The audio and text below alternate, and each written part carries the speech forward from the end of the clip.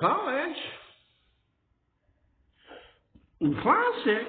Did you say College Classic emphasis? Well, sure you did. Look a little bit like Mark Krisky over here on the eye, a little tired. We're getting very little sleep here at Crest Training Center for CRST trucking in Rialto, Drupa Valley. I'm TcYbarra, and we're just really, really busy here. I look like a drug addict, don't I? Okay. So anyway, here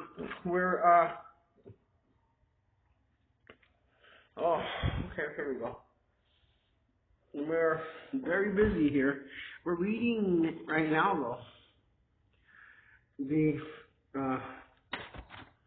Lost Books of Abraham. No, the Gospel of Judas. No, we're reading the National Geographic's Abraham, the Father of Three Faiths. I'm TcYbarra. This is College Classic Campus Hits. And let me turn this down.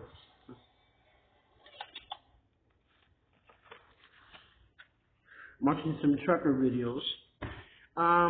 We left off here.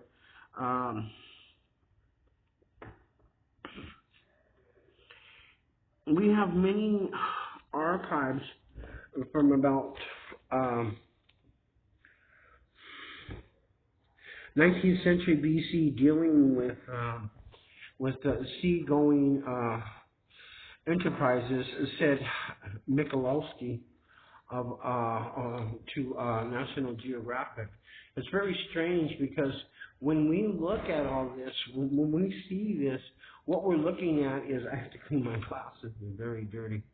What we're looking at right now is just nothing but prosperity and abundancy in every manner. And so we're going to share this. Now, let me get this over here. There we go. That's better. Okay, here we go. Yeah.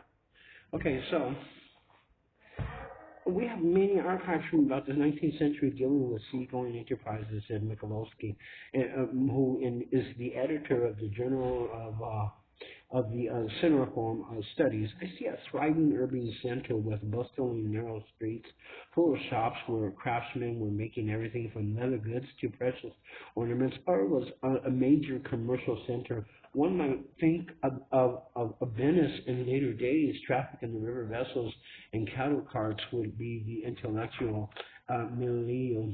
He grew up in, I see Abraham developing into a tough, compact young man with evident leadership skills. He may have worshipped Sin, the god of the moon and the earth's chief deity. The Mesopotamians worshipped a pantheon of deities, including major ones like Sin and Michalowski. But each one person agrees, each person who had an additional personal god. I wonder if somehow Abraham's reflections on the moon god have led him to the idea the world is governed by one god. Or maybe not even the moon god, just the sun itself, reflecting upon his day and light. So, in my quest for Abraham's divine inspiration would have helped. It was frustrating to find myself continuously suspended between different sets of legends, like virtual realities, with no facts to direct my investigation for the spiritual quarters. The concepts of time were so elastic that Abraham's family history strains credulity, and Genesis and the entire story of Abraham's lineage is told. It's breathless. It's very breathless. And so the traffic in the vessels and the carts and the donkey caravans linked Ur to Mesopotamia with present-day Iran, Turkey, and Afghanistan, and as well as with Syria.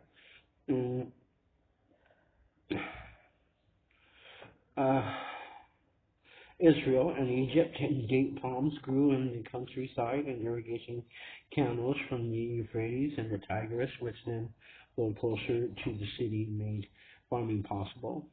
Barley, lentils, onions, garlic, sheep, and goats supplied ghee and wool. As you can see here, he's really having himself a blast out there. He's got an open fire. Yeah, see him? Yeah, fire. So here we see It was beguiling to think of Abraham growing up in Ur. I imagine a thin teenager of the middle height, dressed in comfortable leather and wool, going to school, playing with his brothers, Nahor and Haran, and their friends. Only a small proportion of the population could read and write, and said Mikulowski. If Abraham was literate, that would mean that he'd taken schooling at the house of a priest or a bureaucrat who would have taught him a broad range of skills. He would have studied languages, arithmetic, and recording, but above all else, he would have been immersed in Sumerian literature. And so this would be the intellectual community he grew up in. I see Abraham developing into a tough, compact young man with evident leadership skills. He may have worshipped Sin, the god of the moon, and Earth's chief deity. Mesopotamians worshipped a pantheon of deities, including major ones like Sin, said Mikulowski. But each person also had an additional personal god. I wonder if somehow Abraham's reflections on the moon god had led him to the idea that the world was governed by one god or not. So I wondered if Abraham's reflections on the moon god had led him to the idea that the world is governed by one god. And it's really interesting because when we look back on the pages here, when we take a better look here, as you can see, it's very beautiful. Even some of the tent areas that you see there, you see the tent areas. It's very beautiful. And this, I'll relay it to you. When famine struck the land of Canaan, Abraham and his family went west seeking sustenance in Egypt, crossing the Sinai desert above. Abraham came to fear that his wife, Sarah's great beauty, could bring him harm. The Pharaoh might kill him and seize her, and says, "Please, she is my sister." You see the redding of the mountain? It looks like Mars, doesn't it? It looks like Mars. Abraham pleaded, "And I shall live because of you." When Sarah complied, the Pharaoh took her as a concubine, for which the Lord punished him with plagues. Pharaoh banished Abraham and Sarah, who left Egypt with silver, gold, and cattle, yet still no children of their own, despite God's promises to them.